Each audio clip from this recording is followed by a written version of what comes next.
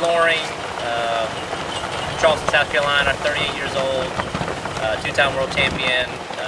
David Loring, Charleston, South Carolina, 38 years old, two-time world champion. Last time was in the Bahamas, and once in Charleston, South Carolina. All right, Dave, we have some questions for you here. First of all, you seem like almost the fastest guy out here, and I started next to you a couple of times, and you certainly flew right out of the plane. A couple of my observations that I wanted to bring up. First, I noticed your hiking strap is really tight. Tighter than almost anybody I've seen. How tall are you? 5'7". 5'7". Can you explain why you do that quickly, why you think it's fast? I sail with a tight strap because I want to be, especially when it's really choppy. I like to be attached to the boat. So what a lot of people do when they're tired is that with a loose strap is they'll sail in a droop. And in a droop, you kind of just roll along with the boat. My tired hike is a tight strap, and I sail with it like an L. I'm in a torso, so when I'm tired, I'm sailing like this, but I'm still attached, so I can move with the boat.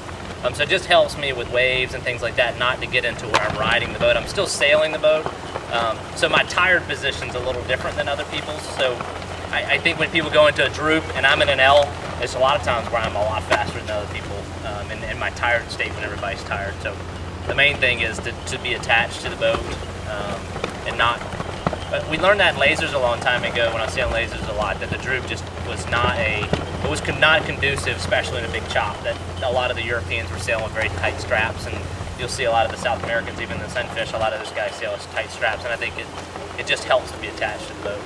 Do you ever loosen it? Any conditions? No. No, always. Yep. You let it off downwind so you get your legs in I actually tighten it even more downwind. Really? Yep. What's your downwind stance with that tight strap? Downwind, I have a couple different ones depending on how hard it's blowing, but I kind of sit with my 2 feet to the leeward side. So when I catch a wave, I'll lean out and roll this way, and then I get to press on those 2 feet. And then I also, with my torso back, when I catch a wave, I can scooch. I'll move basically my rear end forward, and then then I can push back. So I push against them back. So it's my 2 feet are like in the top corner, the leeward forward corner of the. So and then sometimes I will wrap the strap, under one, just again to be able to kind of roll with the waves. So your legs are forward of your torso downwind. Yeah, most shoulders are aft. In the breeze like this. Yeah. In the breeze. What about light air? Downwind? Light air, I'm totally all the way up against the center boards. I'll hold the center board and I'll be all the way up. Legs will obviously all the way up, yeah. But my feet are basically in the same spot. I've just moved my torso forward. That tight strap is obviously tough on your legs. What kind of training do you do in preparation? I have a laser too, so I sail on my laser a good bit. And then leg extensions and wall sits. Because you'll find when you sail that strap that your quads burn. I mean, it definitely works your quads a lot more than anything else. So most of my training is trying to sail as much as possible and doing leg extensions, wall sits. I do a lot of running. I run a lot. Oh, good. So I probably run 20 miles a week. I think more of that with just my cardiovascular stuff, but it does work my quad. Absolutely, absolutely. Now sheeting, you're saying that you sheet out a little bit more, especially in this chop. And you think that's obviously fast in this stuff. Yes. Explain that. I have always been a kind of a bow down. I focus on trying to keep the boat always going forward, always going fast. So I like to feel a lot of power in the boat. So I usually am much more powered up than a lot of people. I only weigh 165, but I like to feel the power, and the only way to feel the power at my size is to sheet out a little bit. I might even sail with a little up in the front sail, but I'm sheeted out and bow down as much as possible. I try not to ever pinch in this stuff. The waves are too sloppy. In the laser, at least the Newport guys, it's a pretty tough crowd up there, use the term bow down a lot, but they still two block. They just put the bow down and two block the sail. What you're talking about is sheeting out with the bow. Even in the laser, I sheet out. You do sheet out? Oh yeah, yeah. I'll go to full vang, bow down, sheet out, move back in the boat. I sail both boats almost identical. Yeah. They upwind, a laser and a Sunfish and this stuff, they feel exactly the same, except the Sunfish is harder on your arms. What about lighter conditions and not so much chop? How do you sheet that? I don't think you'll find me to be the fastest guy in light air. You're faster the O days in light air. I was smart.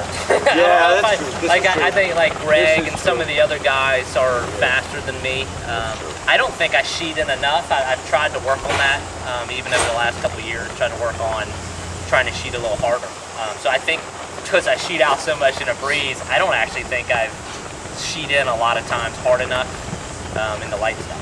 You know, like Greg Gust and those guys really sheet in hard. I'm not used to that. So David Mendenblatt and I kind of sail similar in light air, but we don't sheet as much. I'm bow down in light air too. I noticed some of the South Americans seem like in light air they point high, sheet hard, and they go fast. And Waddle used to be able to do that. It drive me nuts. I never want to be above in light air. And I'm glad to feel the same. Yeah, I don't think I have that. I don't have that in my That makes me feel arsenal. And you do not use any telltales aluminum. None. Zero. Personal preference. You just don't feel it. No, It I think- takes away from your I overall think picture. having Telltales, Compass, all that other stuff on a fleet, like where you have 70 boats that are all usually pretty quick and shifty, I totally focus on fleet aims. You know, I think a compass and things is a good thing to have. I'd almost, the time I'd want a compass is like before the start, you know, to be able to see what it's doing, but I'd want to rip it off at the starting line, you know, or put duct tape over or something so I wouldn't look at it because I want to look at it, you know. I actually had this saying, a buddy of mine from Columbia that I grew up, he taught me a lot of, I'd say mental sailing because we were on a lake. And he caught an EUP and he'd always write on his booms, eyes out of boat. So if you're looking at your boom or he'd put it on his deck, you know, like what are you doing, man? Why are you looking at your boom? Why are you looking at your deck? And, you know, your eyes need to be out of the boat. So We certainly learned that at the O-Day. If you weren't looking around, that was my biggest thing that came out. Every time I stopped doing that, Yep. trouble started. those days were a good kind of that was very like perfect. gotta keep your eyes out, far off, watching breeze coming. You had to be the first one there. And you were certainly, if you weren't looking around, that was my biggest thing that came out. Every time I stopped doing that, Yep. trouble started. Those days were a good kind of that was very like perfect. gotta keep your eyes out, far off, watching breeze coming. You had to be the first one there. And you were certainly one of the best at it. Yeah. Well, thank you so much, Dave, and good luck in the rest of the series. Thank you. Thank you.